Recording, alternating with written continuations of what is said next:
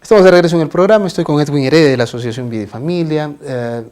Un nuevo caso ha avivado el debate sobre la eutanasia, la muerte asistida, la muerte piadosa, le dicen otros. El asunto es que en España un hombre ayudó a su mujer sexagenaria, contraviniendo las leyes, a suicidarse. Una mujer que padecía una enfermedad degenerativa bastante avanzada, esclerosis múltiple, y esto nuevamente genera el debate entre los legisladores. En España no está permitida la eutanasia como sí, por ejemplo, en países nórdicos donde uno puede viajar, ir a una clínica y decir, bueno, es una inyección letal y porque yo hasta aquí no me quiero vivir, ¿no? Entonces vamos a hablar de eso porque esto tiene asuntos éticos y asuntos sociales y científicos que analizar. Edwin, bienvenido. Enrique, buenas noches, ¿cómo estás? ¿Puedes explicarnos un poco este caso de España que ha empezado a ser noticia ya no solamente en España, sino a nivel internacional? Sí, mira, me parece que ha sido hace unos 10 días o 15 máximo, un matrimonio, ¿no?, que al parecer vivían solos, ¿no? La señora llevaba 30 años con esa enfermedad que tú has dicho, una esclerosis múltiple, que propiamente no produce dolores, hay que señalar, pero sí una incapacidad progresiva para valerse por sí misma, es decir, dificultades para hablar, para alimentarse, para pasar los alimentos, para levantarse, etc., ¿no? Entonces es una incapacidad creciente de la persona. Insisto, no propiamente no hay dolores, pero bueno, es un caso que ha remecido un poco a la sociedad española por dos motivos, diría yo. Uno, porque están en vísperas de elecciones, el 28 de abril eligen al nuevo gobierno, y el Partido Socialista Español y creo que Ciudadanos también, el otro partido, este es de centro derecha, están llevando entre sus proyectos el de la eutanasia y el suicidio asistido, ¿no?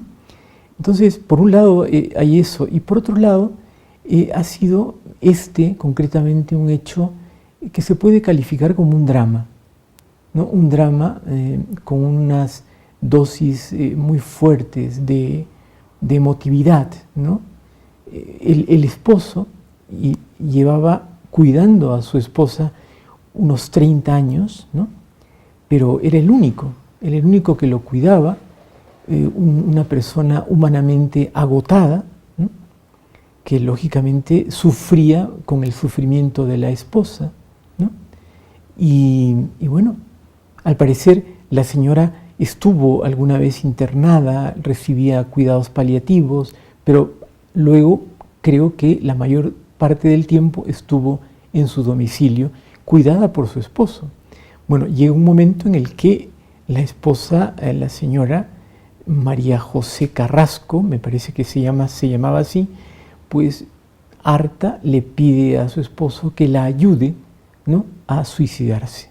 Es propiamente lo que se llama suicidio asistido, o sea, no es la eutanasia, o sea, no es la muerte piadosa. No es la petición de que me inyectes, ¿no?, una sustancia y entonces un médico lo hace. No, ayuda. Yo no puedo suicidarme porque no puedo. O sea, si quisiera no puedo. Pero es mi voluntad terminar con mi vida y entonces tú me ayudas.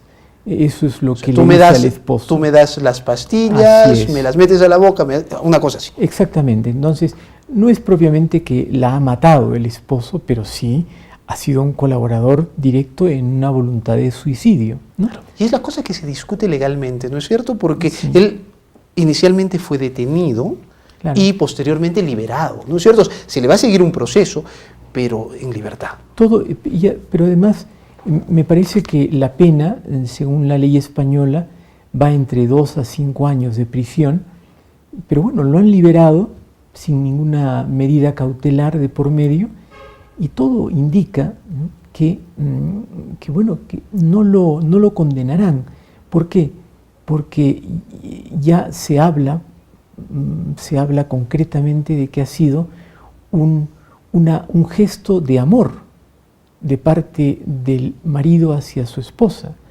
Es decir, fíjate que ya el asunto tornó completamente, ya no se puede hablar aquí de ningún ilícito, no se puede hablar de una cooperación a un suicidio, sino se está hablando de un gesto de amor, ¿no? Porque ¿qué otra cosa puede mover a un esposo que está viendo a su mujer, pues, diríamos, pasarla tan mal durante tantos años? Y va por ahí el argumento, incluso de gran parte de la opinión pública, para que se exima de toda culpa a este hombre, ¿no? Entonces, mira, diríamos que ha sido socialmente exculpado y dudo que la justicia pueda darle una condena efectiva, claro, dudo eso, ¿no?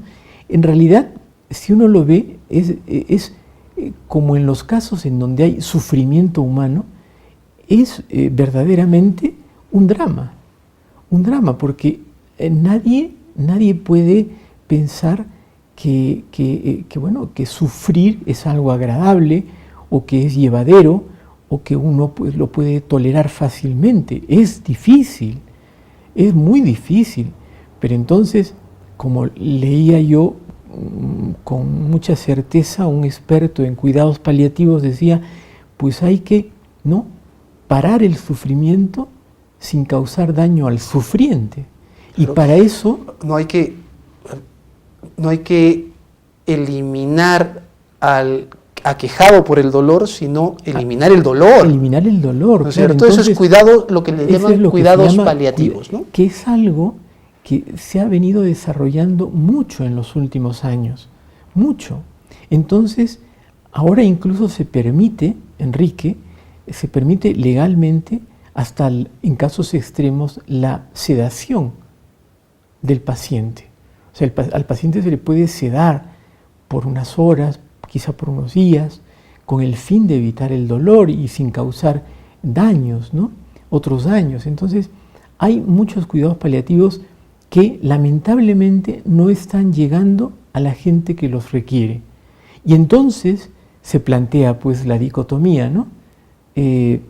Sufro, tengo o no tengo cuidados paliativos, o mejor eutanasia, ¿no?, como ocurre en Holanda, en Bélgica, en Suecia, etcétera, en donde, pues bueno, ya hemos hablado en otros programas de cómo se les ha ido la mano en estos países y cómo, bueno, pues la gente pide, ¿no?, pide, y cómo se abusa también, ¿no?, porque a veces ya no piden, sino simplemente es una decisión del médico acabar con la vida de una persona.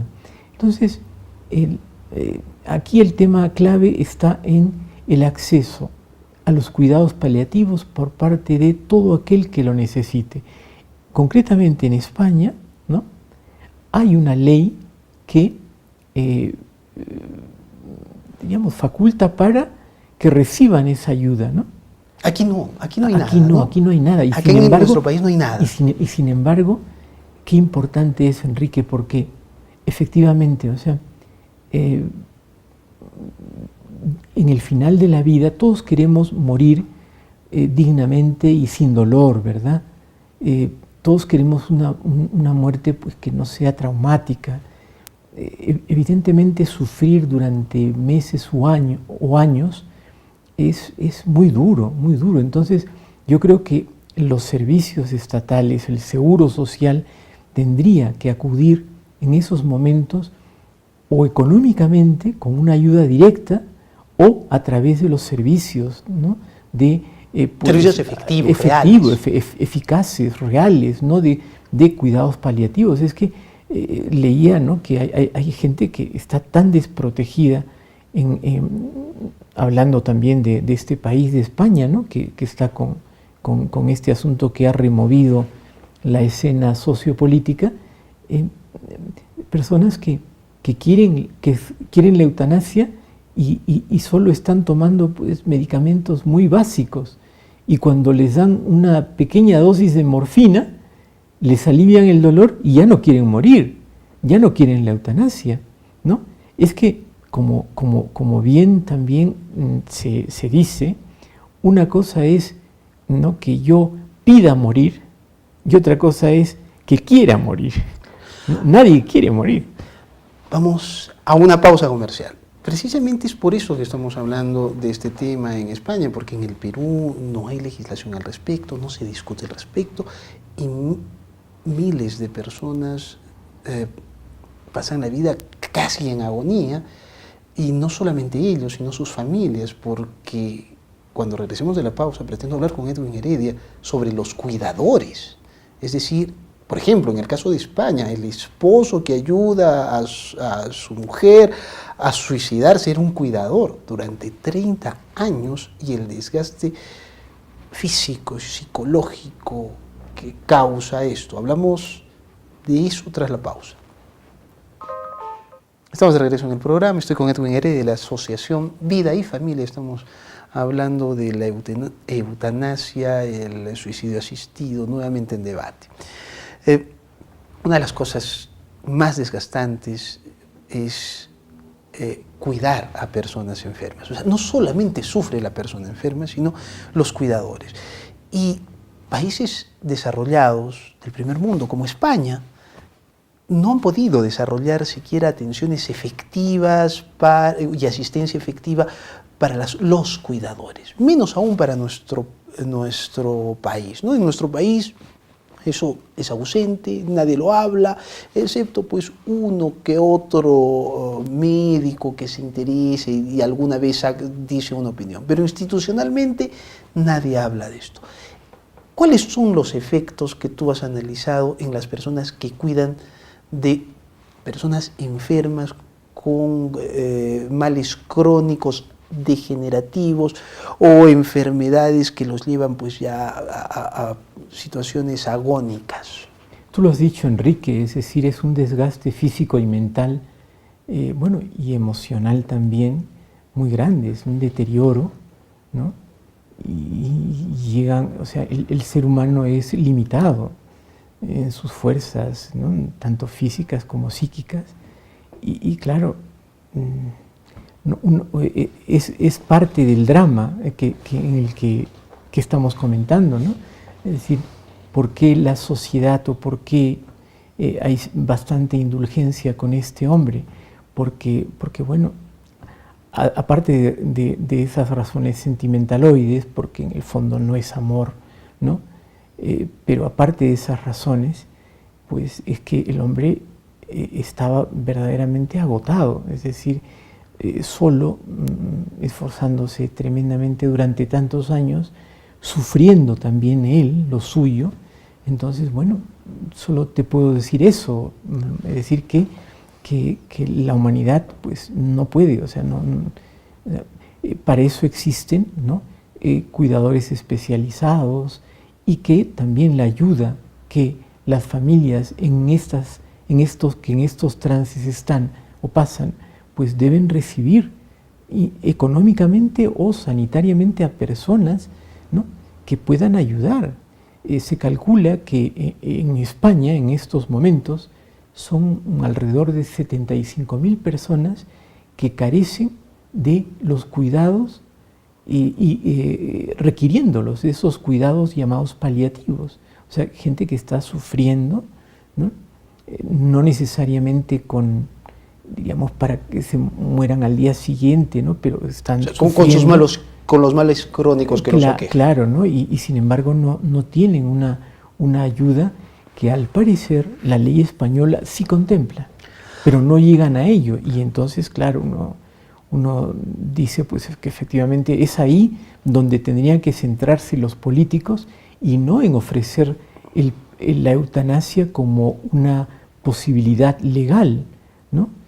Aunque siempre habrá gente, mira, es decir, vamos a decir unos números que no tienen mayor sustento, pero sí, la mayor parte de personas que pueden estar en esos dilemas o en esas situaciones no quieren la eutanasia, no quieren diríamos, una muerte asistida, no la quieren.